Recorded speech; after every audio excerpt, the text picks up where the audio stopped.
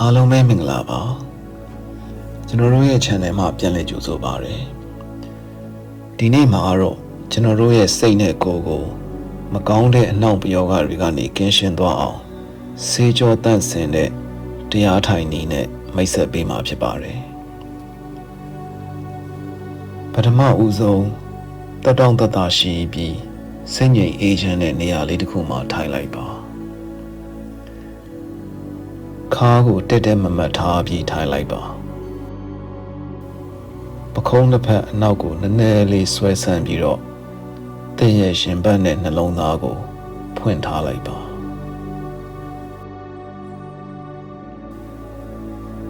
လက်ဖဝါးတွေကိုပက်လက်လှမ်းပြီးပေါင်ပေါ်မှာတစ်ခုပေါ်တစ်ခုထပ်ပြီးတင်ထားပါအစင်းသင့်ဖြစ်ပြီးဆိုတာနဲ့သင်ရဲ့မျက်လုံးကိုညင်သာစွာပိတ်လိုက်ပါ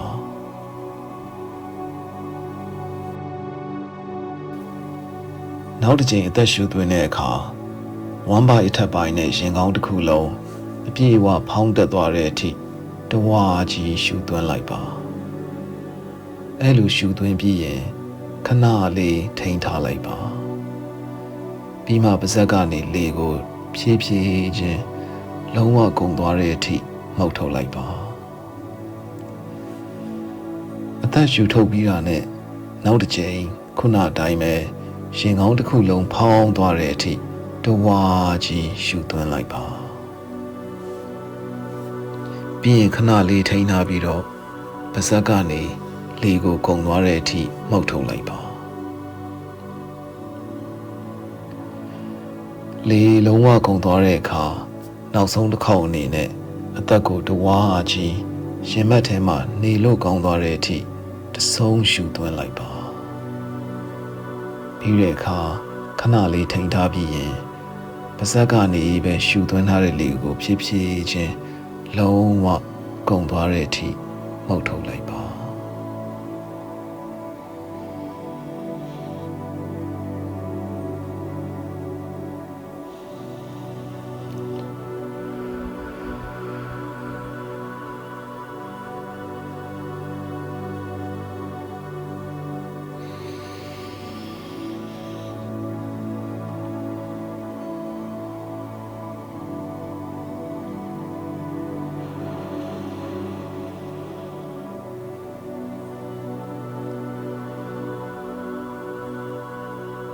အသက်ရှူသွင်းလိုက်တဲ့အခါဝမ်းပိုက်အထက်ပိုင်းနဲ့ရှင်ဘက်တစ်ခုလုံးဖောင်းတက်လာပြီးတော့အသက်ရှူထုတ်လိုက်တဲ့အခါရှင်ဘက်နဲ့ဝမ်းပိုက်ပိန်ကျသွားတာကိုခံစားရပါလိမ့်မယ်နောက်ဆုံးတစ်ခေါက်အသက်ကိုပါးစပ်ကနေရှူထုတ်ပြီးတဲ့နောက်မှာတော့ပုံမှန်အတိုင်းအသက်ကိုပြန်ရှူလို့ရပါပြီပုံမှန်အသက်ရှူနှုန်းနဲ့တက်တောင့်တက်တာပြန်ရှူလိုက်ပါ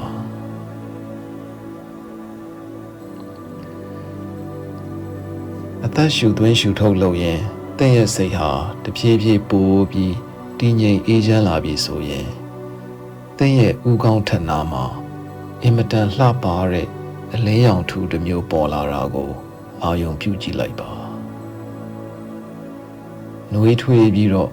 နူးညံ့လာတဲ့ဒီအလင်းရောင်ဟာသင်ရဲ့ဥကောင်းထက်မှာလွင့်မျောနေပြီးရွှေဝါရောင်အတိတောက်ပလို့နေပါတယ်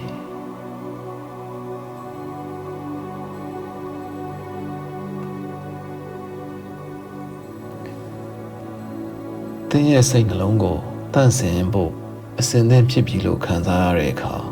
အတန်ထွက်ပြီးတော့ပဲဖြစ်ဖြစ်စိတ်ထဲကပဲဖြစ်ဖြစ်အစင်သင့်ဖြစ်ပါပြီလို့ပြောလိုက်ပါ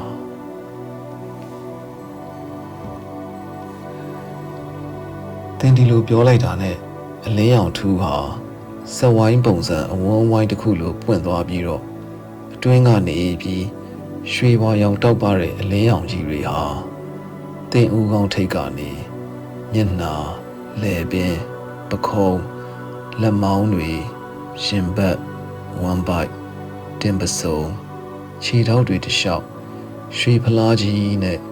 သွန်းလောင်းချလိုက်သလိုမျိုးသင်တကူလုံးခံစားရပါလိမ့်မယ်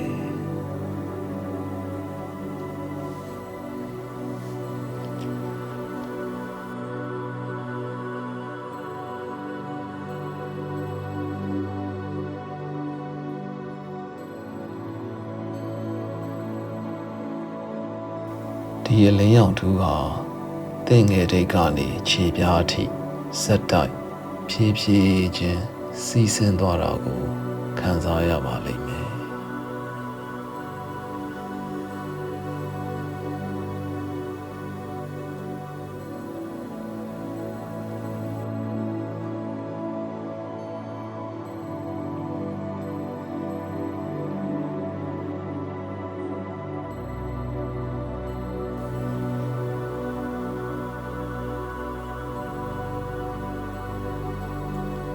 ဒီလိုဖြစ်ပေါ်နေတာကို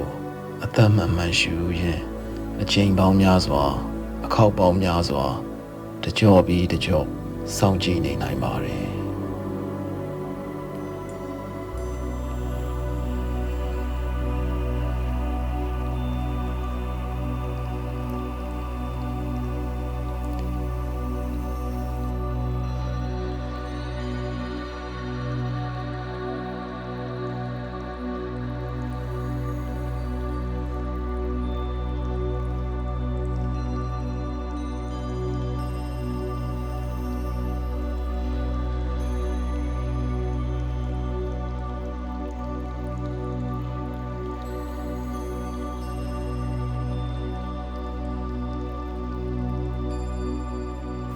သင်ခန္ဓာကိုယ်ထဲကနွမ်းနယ်နေတဲ့တင်းကျပ်ပိတ်ဆို့နေတဲ့စွမ်းအင်တွေဟာတန့်စင်ပြီးတော့ရှင်းလင်းပွင့်ထွက်သွားတာကိုတဖြည်းဖြည်းနဲ့ခံစားလာရပါလိမ့်မယ်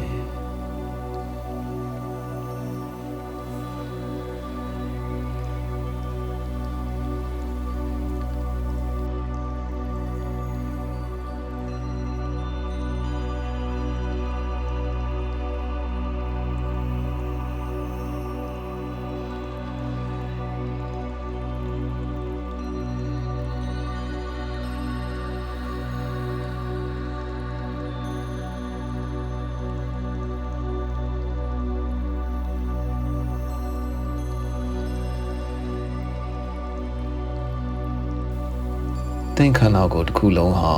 ဖန်သားလိုကြည်လင်လာပြီးတော့အတွင်းအပြင်အကုန်လုံးထွင်းဖောက်မြင်ရတဲ့အထိရှင်းလင်းသန့်စင်လာပါလိမ့်မယ်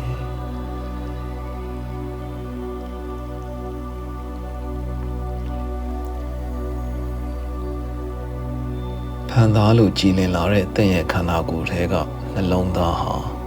တဖြည်းဖြည်းနဲ့နှွေးထွေးပြီးတောက်ပလာပါတယ်သင်ရဲ့နှလုံးသားထဲမှာအင်မတန်နှွေးထွေးတဲ့ပီတိဓာတ်ဟာတဖြည်းဖြည်းနဲ့အားကောင်းလာနေပါတယ်ဒီပီတိဓာတ်ကိုအချိန်ယူပြီးခံစားကြည့်ပါ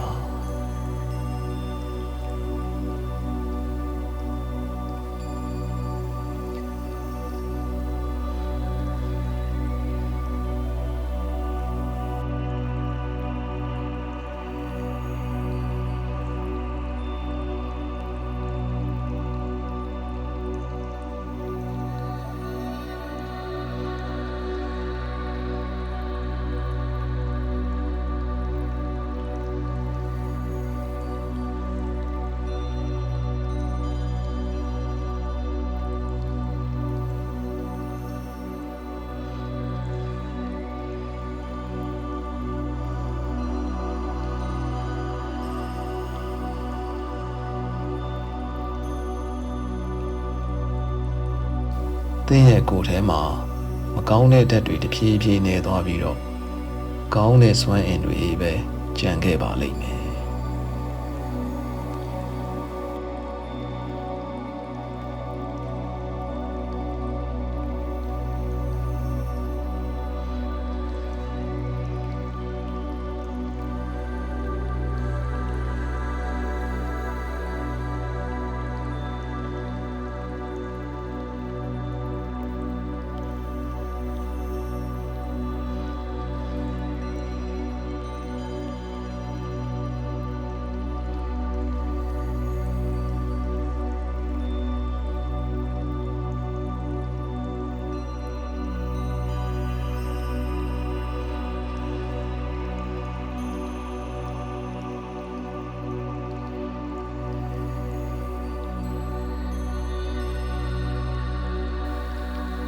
င့်ရဲ့ကိုယ်ရောင်ကိုယ်ဝါဟာလည်းတဖြည်းဖြည်းနဲ့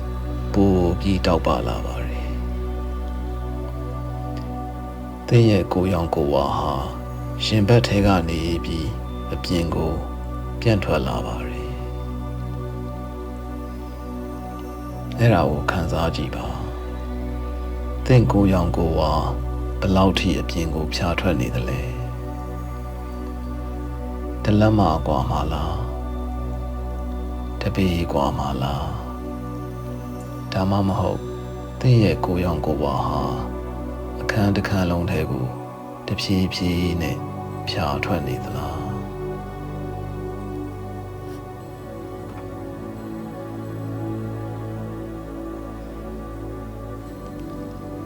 အဲဒီလိုဖြာထွက်စိမ့်ထွက်နေတဲ့သင်ရဲ့ကိုယ်ရောင်ကိုယ်ဝါဟာလည်းအင်မတန်မှတန့်စင်နေတာကိုအာရုံပြုကြည့်ပါ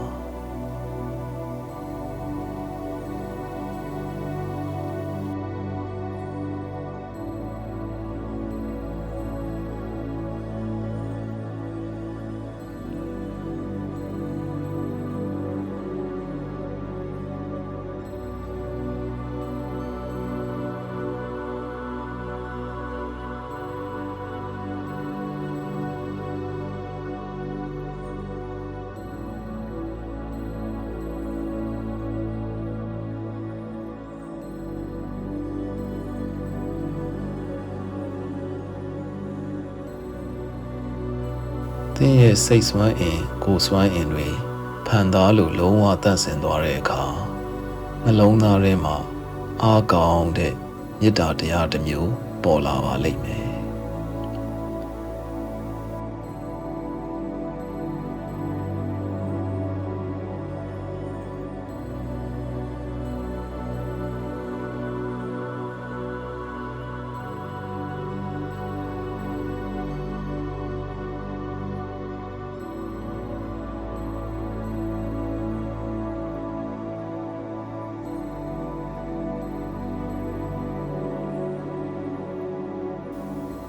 ဒီမေတ္တာတရားနဲ့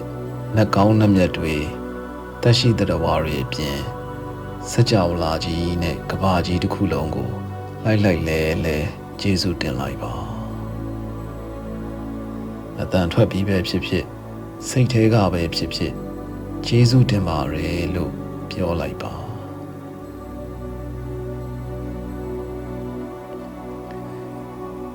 ကျွန်တော်တို့ဟာခန္ဓာကိုယ်တန့်ရှင်းစင်ကြယ်ဖို့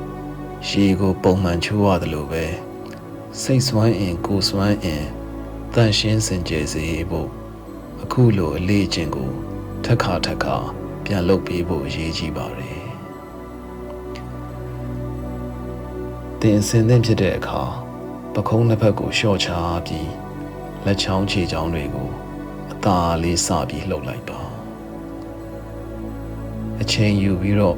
မျက်လုံးတွေကိုဖြည်းဖြည်းချင်းပြန်ဖွင့်လိုက်ပါနှွေးထွေးနေတဲ့နှလုံးသားနဲ့ဖြာထွက်တောက်ပနေတဲ့ကိုယ်ရောင်ကိုယ်ဝါကိုတနေ့တာလုံးဆက်ပြီးတော့ထိမ့်သိမ်းထားနိုင်ပါစေ